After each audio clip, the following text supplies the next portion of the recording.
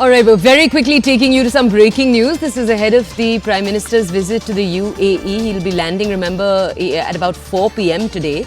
We'll bring you more details. But before we do, the Prime Minister's put out a tweet in which he's talked about the Indian diaspora. He's praised the diaspora and their efforts to deepen India's engagement with the world. He said, "This evening, I look forward to being among UAE's Indian diaspora at the program. Do join this memorable occasion."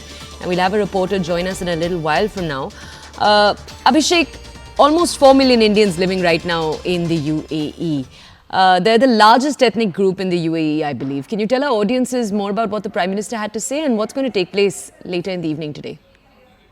Well, this is going to be Prime Minister's 7th visit to UAE. In fact, his first visit after swearing in as Prime Minister of India was UAE. So that has clearly laid the ground for India looking westward and having more engagement with these Gulf nations. UAE happens to be one of the biggest trading partner of India, and with this visit, Prime Minister is going to cement those ties of people-to-people connect, ties of trade, commerce, and of course the geostrategic, compulsions that India has to be engaged there also. So, having said that, Prime Minister's this visit is also coming at a time when India's role in the Gulf region has increased.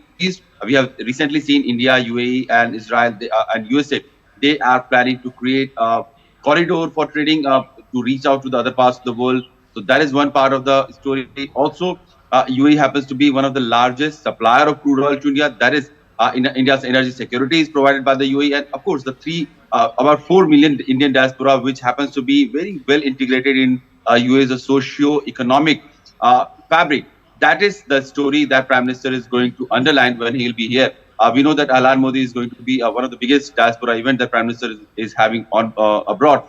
There is massive preparation that is going on.